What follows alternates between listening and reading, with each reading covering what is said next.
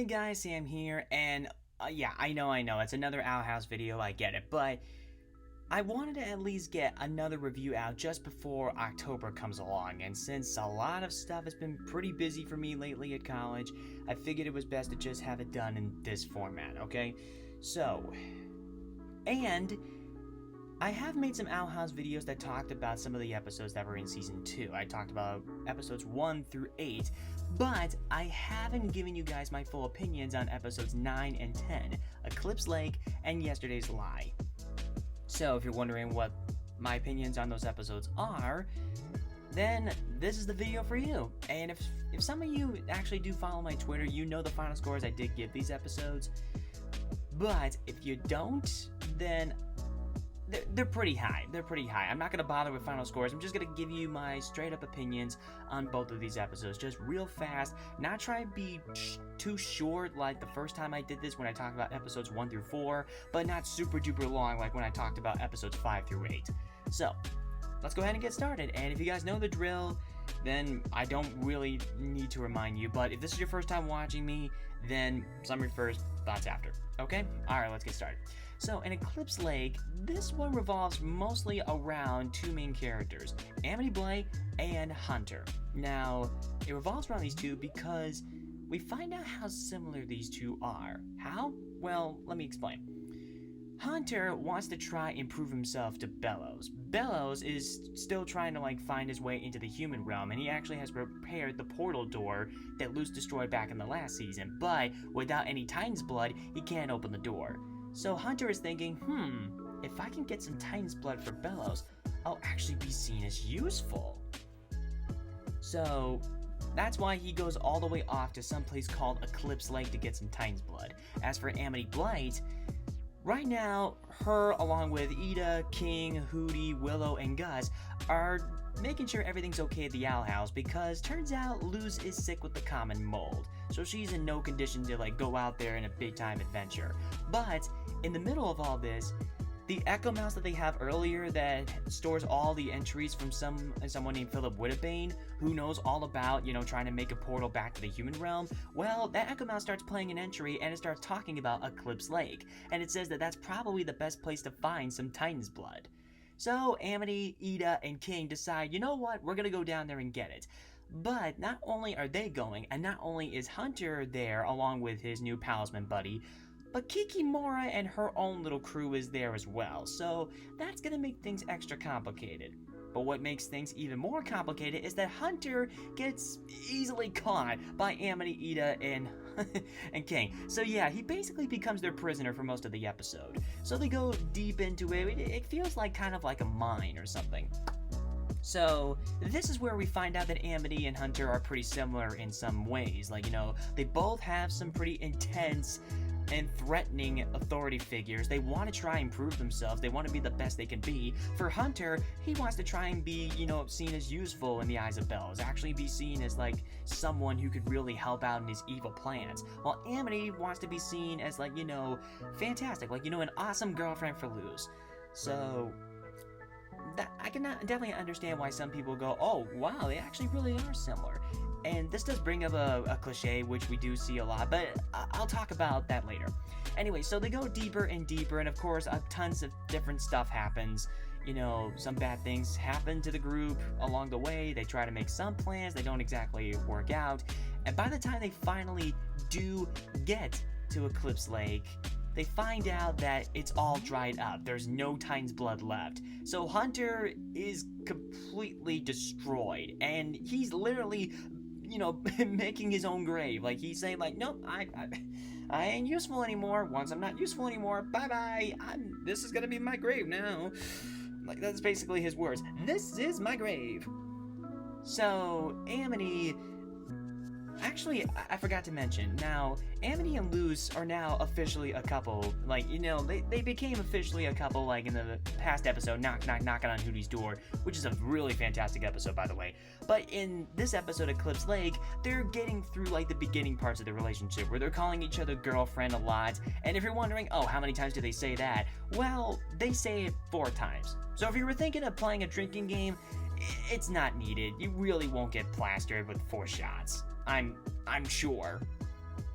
But anyway, we also find out that Luz and Amity are communicating by using these pocket kitty texting machines. I don't know what they're called, but that's what they're using. And when Luz tries to give her a message earlier in the episode, Amity does not know what it means. Like, she calls them these human codes, and I don't really understand them.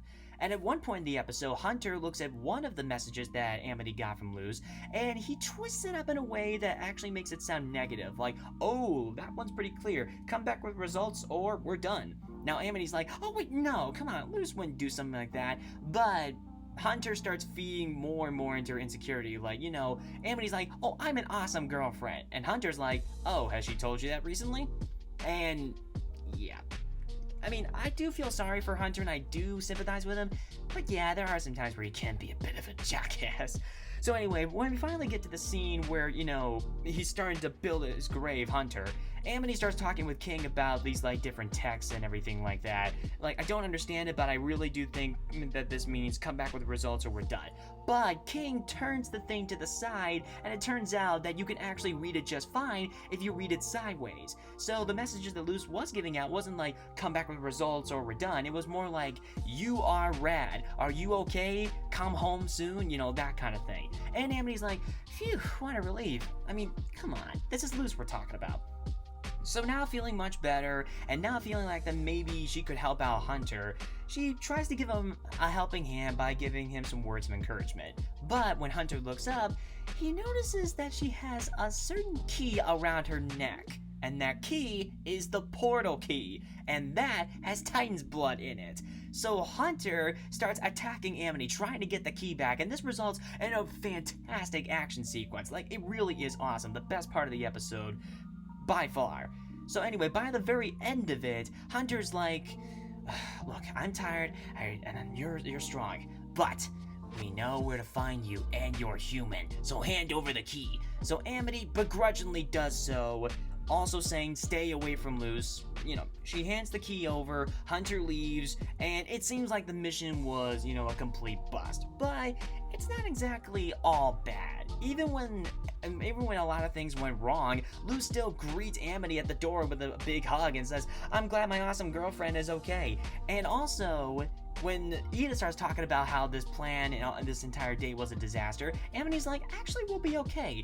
And why is she saying that? Well, before she handed the key off to Hunter, she actually cracked the key a bit, which had some Titan's blood leak out, and it stained her glove. And Hunter realized that once he got the key and was out of that mine, or Eclipse yeah, you get what I mean. So yeah, it turned out to actually be a partial success after all, even though the key is now gone. So yeah, that's Eclipse Lake, and honestly, it's a really damn good episode. Pretty awesome animation, some pretty good comedy here and there. Again, I will try my best not to spoil the jokes in here. I really do want you to see it for yourself, but there are some pretty funny moments, to be sure. Some involving Luz, some involving Amity, some involving Hunter, and so on. And again, like I said before, the action is fantastic, and voice acting is tremendous as always. The world building and the backstory with Philip Woodbane and the journal and Eclipse Lake, it's really interesting. We actually get to see Belos' real face, which, to my surprise, it's not exactly seen as a big gigantic deal. I guess kind of in the same way when we finally saw Hunter's real face. It's kind of treated that way, it's not really built up as this big thing. I mean, unless the villain is really, really, really scarred and everything like that, then I can understand why he would want to keep the mask on. But in this one scene, I mean, you can see a definite scar across his face, but it's not completely disfiguring, not so disgusting that you just can't look at it. So, for some people they say, he looks more human, but the way he talks and his actions and everything like that and his influence on Hunter makes him more intimidating, and you know what, I kind of do agree with that. And speaking of Hunter, let's talk about, the similarities between Amity and Hunter. Really, they really are similar in some ways. Threatening authority figures, a desperate need to prove themselves, and of course that possibility that both of them could really be better people and move to greater things. And for Amity, she has gotten to that stage where like she's moving further and further away from her mother and father's influence and being her own person, the person that she wants to be. For Hunter, there's some traces of it in there, and he does make a new friend with this Cardinal Palisman, and the relationship between him and the Palisman is pretty cute, but he still is in that villain stage, like, I gotta complete this plan for Bellows, I need to make sure that he can get to the human realm and all that kind of stuff, you know, release the Titan and all that other stuff. And of course it does lead to the fantastic action sequence at the very end.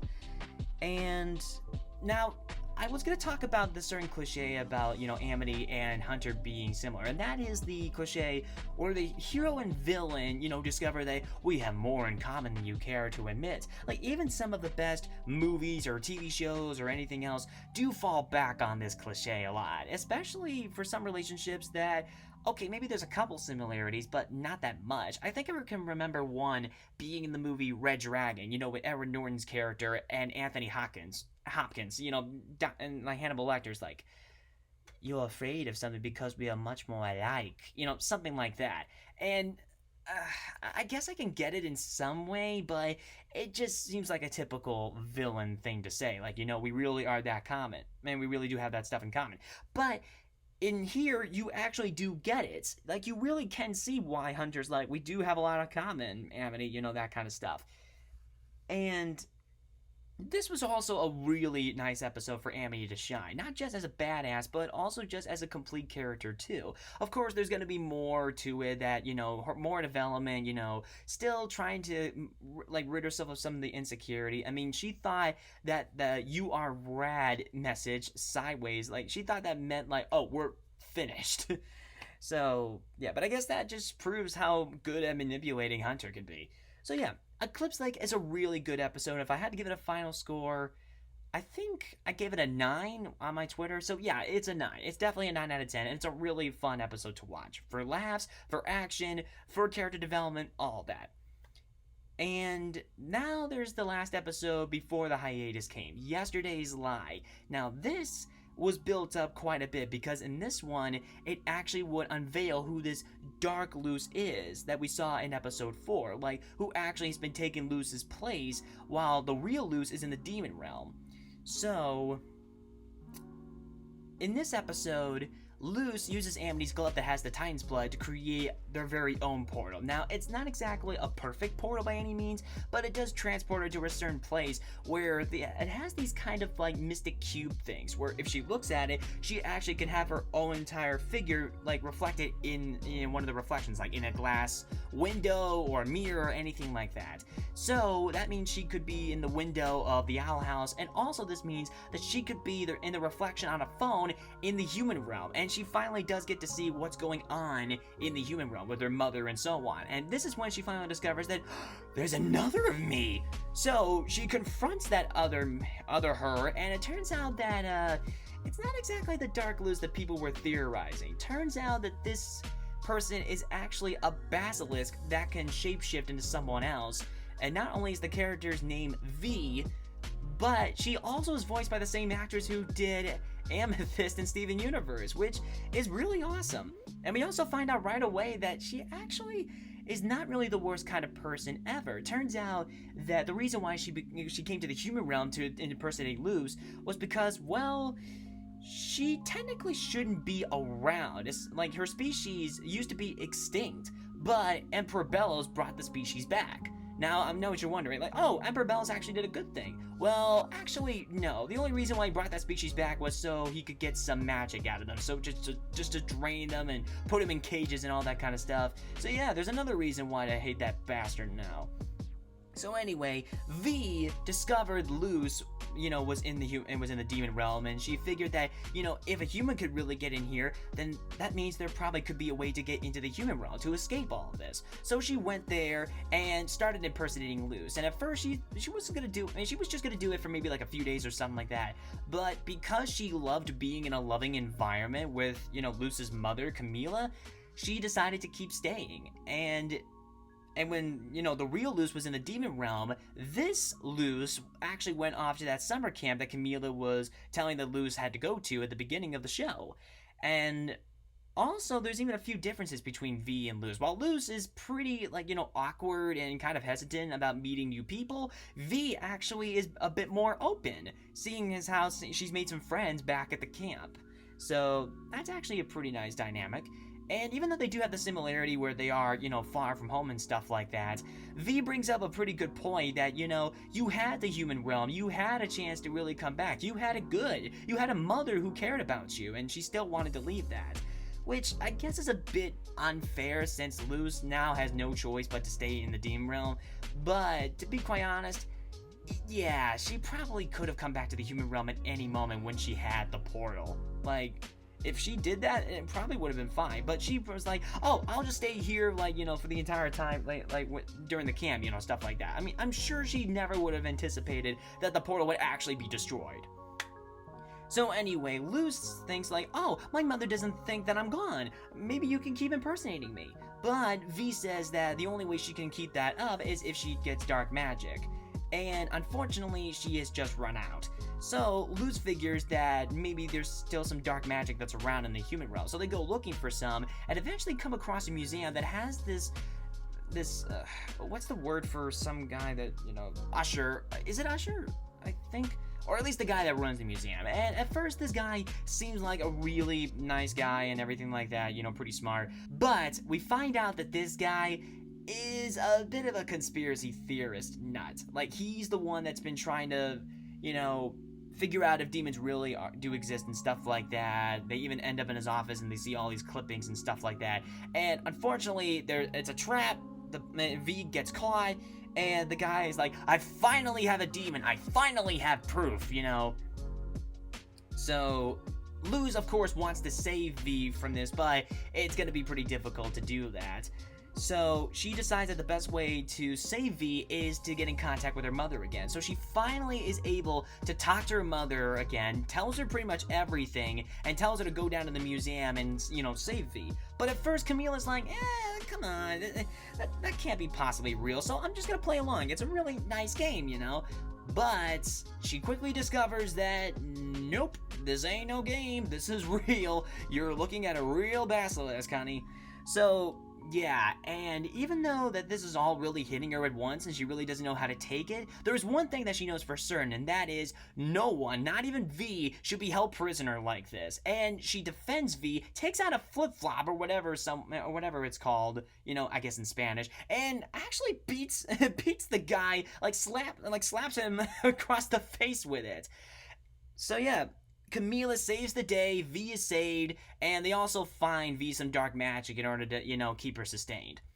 And Luz, Camila end up having another conversation. Like, Camila, again, it's really hitting her all at once. Like, I can't believe this. The demon realm?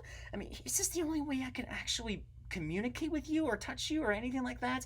And yeah, it is a really scary thing. But Luz assures her that, I'm doing everything I can to try and get my way back to you. And Camila's like, man, I can see how much you've grown and everything like that. And Luz accidentally lets it slip. It's like, yeah, staying here in the demon realm was the best idea I ever had. And this gets Camila both angry and pretty sad. And now she's starting to think, oh my god, was I such an awful parent that you had to run away from me? And Luz is like, no, of course not. That's not the case at all. But just when they're talking about that, Luz is being pulled back. And before she leaves, Camila makes her promise that once she gets back to the human realm, you have to stay here and be safe. Please stay here. And Luz says, yes, I promise. So then Luz gets pulled out of the portal, and the reason for that is because the portal was about to close in on itself. So yeah, that's pretty much how the episode ends, and of course it leaves a pretty bittersweet and kind of fearful ending. Like, oh, she finally got a chance to see her mother again, but she also has made that promise, that kind of thing. And yeah, Yesterday's Lie is a really damn good episode. Definitely better than Eclipse Lake. There's a lot of things that stand out about it. There's some good comedic moments here and there. The animation is just as good as always. The new portal that they make is actually a pretty interesting design. I really do love the colors. And I really do like Camila in this episode. Now, yes, she's one of those parents that's like, oh, come on, this really can't be real and stuff like that. And she does have to, see it for herself. But she still is a pretty fun character. Caring, really is caring and loving, and despite whether it's the real Luz or the one that impersonated Luz, she still shows that same love and affection.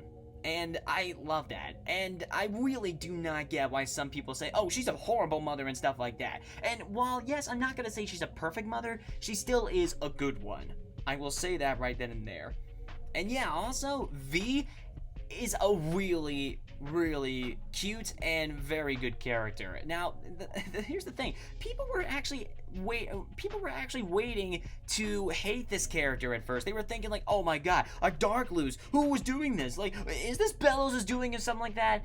But if you have just seen Eclipse Lake, you would know for certain that, no, this isn't him. If he can't get into the human realm yet, then how would he be able to get this Dark Luz in there? So yeah, obviously, you know, the Basilisk being able to shapeshift into Luz, that does make much more sense. But the only question is, how did she actually find that human portal? We never really see any scene where, like, you know, I mean, we see her going off to try and find it, but she just instantly finds it, and then boom, she's in the realm. I guess okay, I get it. Like, maybe, like, you know, we don't really have to see it, it's just implied, so maybe there wasn't time for that, but I don't know. But anyway, regardless, V is still a really nice character, and there's been a lot of people out there that are like, oh man, she's so adorable and cute, like, how dare Bellows treat her that way, you know, no harm should come to her, like, I don't think anybody was expecting to do that after, you know, we saw that Dark Luz in the 4th episode. Like, I don't think anybody was anticipating that, but it was a really pleasant surprise. So, yeah, I really did enjoy yesterday's Lie. I love the comedy in it. I love the animation. I definitely did like more, you know, lore with the basilisks and stuff like that. You know, seeing them brought back only to be used for magic is pretty tragic.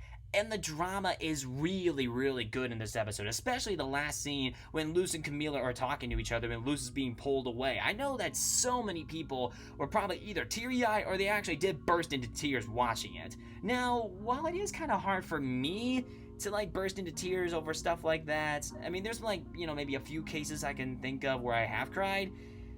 This one, you know, I definitely did feel it. Like, no tears ran down or anything like that, but it still was a very dramatic and sad scene. And hey, hopefully things do work out. Like, maybe if Luz manages to find a way back to Camila again, she'll be able to convince him, like, hey, you know, the Demon Realm, it's really not so bad. I've actually made friends here. I've actually, you know, grown more as a person. I even have a girlfriend now. I mean, you know, think about that. So yeah, yesterday's Lie is definitely a fantastic episode, and I gave this one a final score of 9.6 out of 10 if I remember right. So yeah, 9.6, it definitely is better than Eclipse Lake, but in conclusion, both of these episodes are fantastic. I really did enjoy them, and right now I'm still pretty impatient. I want to see more, but of course there's the hiatus. And Amphibia coming back, and of course there's that new show that, you know, that ghost one that has, like, the little girl and the ghost. Sorry, I forgot the name. Like, I would have to, like, you know, look it up myself, but I don't have time for that. Of course, college stuff. So yeah, I can't wait to see more, and yeah, that's pretty much it, guys. I hope you enjoyed this review, this quick one, and if you did, give it a like and subscribe to my channel if you haven't already, and also my Twitter is in the description as well, and I will be trying my best to at least get 2 reviews out for October, since, you know, Halloween is up. And I've got some ideas. So yeah, thank you guys for watching, and as always, my name is Sam, and good night, everybody.